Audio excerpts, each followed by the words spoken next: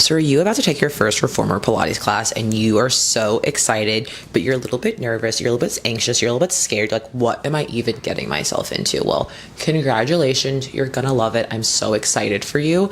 I feel like taking my first reformer Pilates class literally changed the trajectory of my entire life, which sounds dramatic, but I mean, here we are doing Pilates, being a Pilates instructor. These are my top 5 tips if you are considering taking your first ever reformer Pilates class. Then stay tuned to the end for an extra little bonus tip. We love a bonus. We love a little freebie.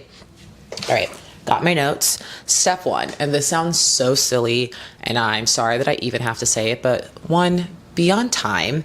There are just some things that your instructor is going to need to talk to you about, walk you through the machine, get you introduced to the studio, and just make sure that you're showing up on time. Actually, be a little bit early. On time is late. Be early.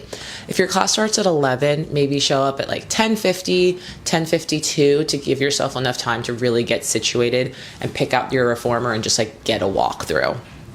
If you're going to show up exactly on time, I understand that traffic can be a bit of a hassle depending on where you're coming from. Just know that your instructor isn't going to be able to set you up for success the way that you should.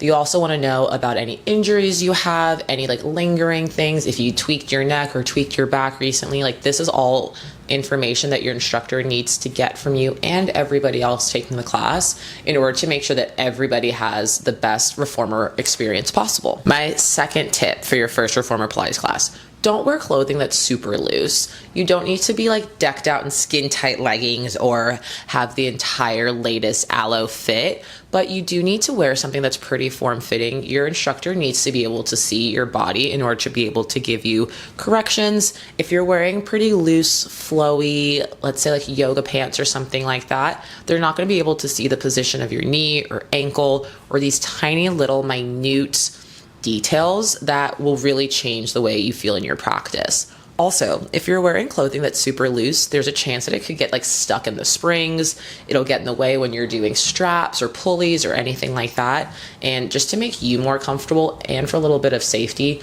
make sure that you're wearing something that's a little bit more fitted. I usually recommend wearing just like a pair of leggings and like a fitted sports bra or like a cropped tank, something like what I have on now. I find that that's the best for a first class. Also, if I personally don't love wearing shorts to reformer classes because sometimes your legs are splayed a bit open and I just feel like I'm on display. So I always do leggings and like a crop tank for my go-to Pilates outfit. Number 3, just bring an extra pair of grip socks. You never know. Even if you have grip socks on your feet at the time, pack an extra pair. You don't know if you'll like step in water that somebody spilled, if you'll take your socks out of the bag and it turns out that you got a hole in them or something like that.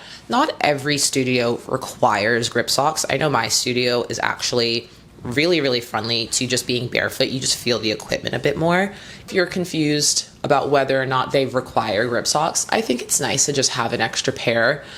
Sometimes studios will sell them, so if you don't come prepared, no worries, you'll be able to pick up a pair there. But there's also so many cute sock brands now. My new favorite is Move Active, I think. And they're a company out of Australia, and their socks are like nice and cushy. I hate thin Pilates socks. I don't know if that's just me. I have sweaty feet, TMI, but like I just like a squishy, absorbent, I don't know. I like a squishy sock, but just make sure that you have some extra socks with you because you never know when you're going to need them. Or maybe you're going with a friend for the first time and they forgot their socks and you were there to be able to help them out. So this is tip number 4. My first 3 tips were all about getting prepared to come into the studio. But now we're in the studio. You're on the reformer. You're moving. You're grooving. You're trying to keep all of these cues in mind and the music and the instructor. And like there's a lot going on. I know. I'm so excited for you to have that feeling. But if you start getting overwhelmed and you're like trying to figure out when to breathe and when not to breathe, and should I be holding my breath or exhaling, when in doubt, just exhale it out. Your body will naturally inhale. You're gonna be okay. Your body will not forget how to bring air into your body, but you can forget to just let air go. How many times have you been like concentrating so hard and next thing you know, you've been holding your breath, you're all tense, everything is just like out of whack. if you're in doubt about how to breathe while you are on the reformer in your first class, just take a big exhale. Again, your body remembers what to do. It knows what to do. If in any case you get really, really confused, look around and see what other people are doing and how they're breathing. But just focus on yourself for the first little bit. And if you're in doubt, exhale it out. As you get a little bit more advanced and you get a little bit more comfortable on the equipment and on the apparatus, one really good tip that I keep in mind for myself, honestly, because I end up getting all mixed up with my breath too, is if your springs are expanding, so you're stretching your springs, inhale. If your springs are contracting, exhale. So think about the springs are like your lungs. So you're inhaling as it expands, exhaling as it contracts. That's the same thing that you're doing. But if in any doubt and that gets to be too much for you, just take an exhale. You're going to be okay. Breathe. You got it. I believe in you. Number 5, don't rush your movements. I know that it's so easy to just want to try and get through things, move on to the next, especially when you're a little bit confused about what you may or may not be doing if it's your first time. But I would way rather, and your instructors would way rather, you go slow and steady and really get the quality of the movement. I know that also sometimes you're in a class where people are like doing so many more things. This is their like 500th class and this is your first. It can be a little bit overwhelming and you want to feel like you're on their level. Just worry about yourself, babe. You got it. You got to do what you got to do.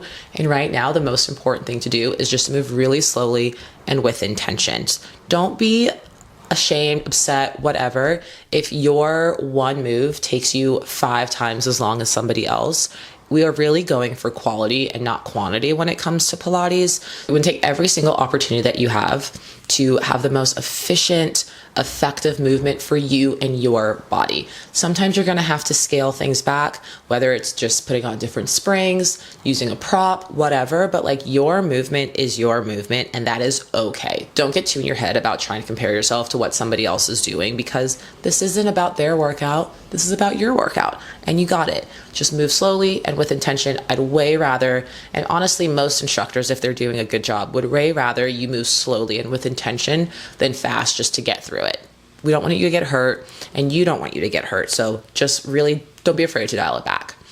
Those are my top 5 tips. And I did promise an extra little bonus, which I'm going to be honest, is maybe the most important of all of these tips that I've already given. And maybe I shouldn't have saved this to the end, but if you are experiencing any sort of weird sensation in your body, tell your instructor immediately. Even if it feels like, oh, this could possibly potentially be normal, but I'm not really sure, just say something.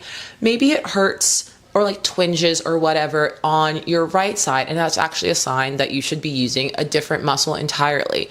Maybe it twinges because you're going to be seriously injuring yourself. Maybe you forgot that you slept weird on your neck yesterday or that you stubbed your toe and all of a sudden you're remembering now halfway through class. Tell your instructor. That's okay.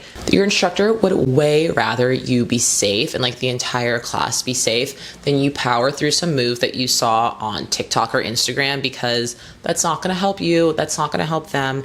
And I really just want you to make sure that you're having as much fun as possible and that you come back for so many more reformer Pilates classes. I basically feel like reformer Pilates is a gateway drug to the whole Pilates world. I love mat Pilates, obviously.